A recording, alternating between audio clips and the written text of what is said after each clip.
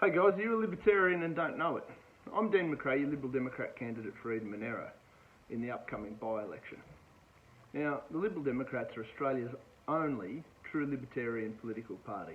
Don't get the names confused, we're not the Liberal Party, we actually stand for your liberties and your freedoms. Now, this isn't a formal video, this is me sort of having a bit of a think tank, and as such it'll be nice and unpolished, just like your Eden Monaro candidate. Well and truly unpolished. So what I did do, while I've been talking to a lot of people around the electorate, and in general I'm always talking to people and pushing the cart of freedom for Australians and the rest of the world, of course. I didn't realise that I was a libertarian. I didn't know what the word meant. I was, I thought I was a Labor Party guy when I was a kid. I thought I was a Liberal Party guy as I got older. And the more I learned, the more I realised that all of them are bad. And all of them don't care about your liberties and freedom. It's all about making you subservient to them. So as I've learned what a libertarian is, and there are various scales, it's a huge church of people, which is why they're always busy arguing each other instead of teaming up and really taking it to the major parties, which I'd like to see us do more of, because when we do get guys in Parliament, Christ, they do a good job. But the most basic fundamental principle is the no harm principle, whereby obviously do whatever you like to yourself and with yourself and for yourself, just so long as you're not inflicting negatively upon others.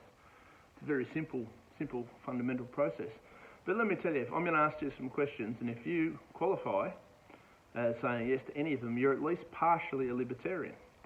Have you ever called all politicians liars? Have you sat around at a pub with your mates or your family or friends or watched the television, watched all the BS they spout out and thought to yourself, these guys are all full of it? Because if you have, you may well be a libertarian. When you look at your pay slip at the end of the work week after you've busted your bum, do you look in there and you see all this income tax that's been taken out and think to yourself, hang on a minute, I worked really, really hard. Why in the hell are they taking so much of my hard-earned money to essentially waste and fundamentally piss up the wall, which they do quite well, these governments and bureaucracies? You ever been to a restaurant, pub, bar, club, whatever? Been to a supermarket and bought a case of beer? Any sort of thing, and wondered why are these alcoholic beverages so expensive? We have some of the best wineries in the world, some of the greatest microbreweries and things. We have massive amounts of barley. China reminded us of that recently, and yet alcohol's so expensive. Let me tell you that a big part of that is the taxation. Have you ever wanted to go for a ride on a motorbike, push bike, any sort of bike, and not wear a helmet? Now, I'm not saying it's a smart thing to do. What I'm saying is, as an adult, it's your head, should be your choice. Same thing for a seatbelt in a car. It's all well and good for the government to say these are the safety features and we think these things are wise to use. It's not really up to them to force you to protect your own head. We'd like to think you do that on your own. It's not up to them to stick their nose in. And we firmly believe that it should be your choice. Have you ever purchased a home, or just about anything else, and wondered how the government gets a piece of that deal? How is stamp duty justified? What contribution to any transaction you have between usually your bank, the vendor, and the purchaser, or whatever? How is it these guys justify taking a slice of that pie? Same thing actually goes with funerals. If anybody's ever paid probate, please tell me how that's justifiable. Have you ever wondered why petrol and electricity in this country is so expensive?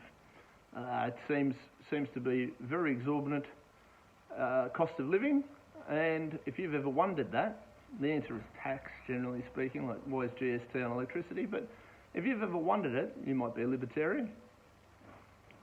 Have you ever wondered why, if you do purchase or own a home or a business or a piece of land or anything else, that you need to get a whole bunch of permissions and approvals from councils and state governments, local governments, to be able to do the things you may or may not want to? You want to build a motorbike track, you've got to ask permission. You want to build a shed, you want to do anything of the sort, a water tank.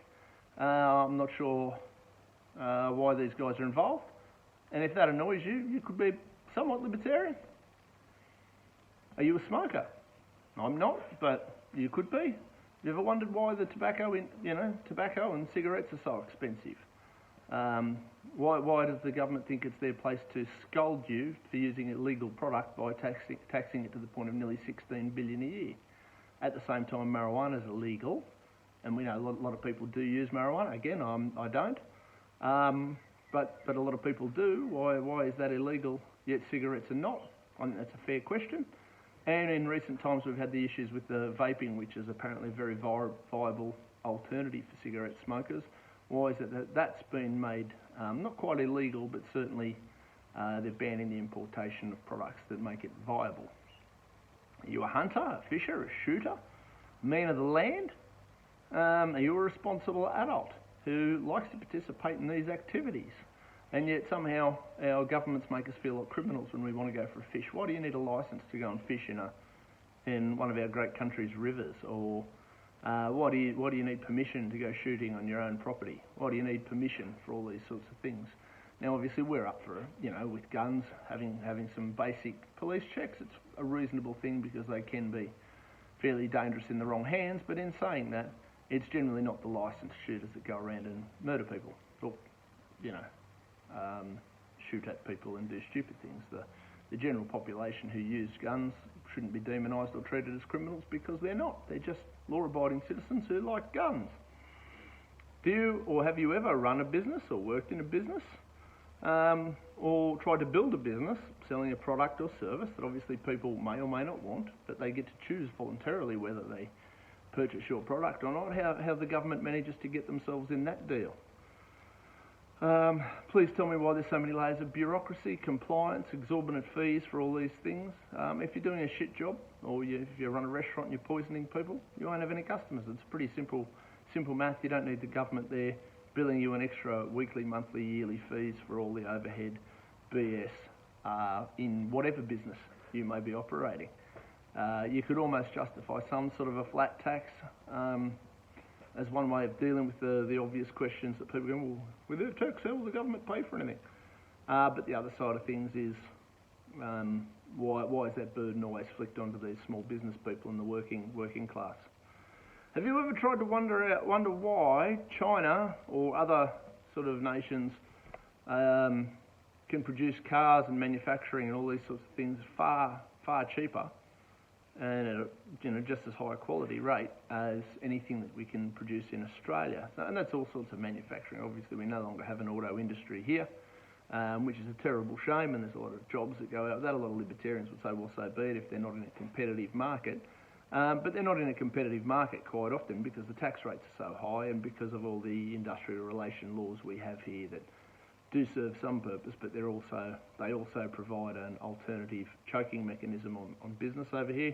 The pros and the cons all weigh up, and we don't have a manufacturing industry or much of a manufacturing industry left, specifically for cars. Have you ever thought to yourself, why is it that Australians spend $4 billion on foreign aid each year, and very rarely do we see any of that come back in real terms, while we've got farmers who are in the middle of some of the worst droughts, not to mention the fires and the floods and the COVID. But we budget in $4 billion annually to hand out to other countries. I presume we want to do some sort of shady deal with them.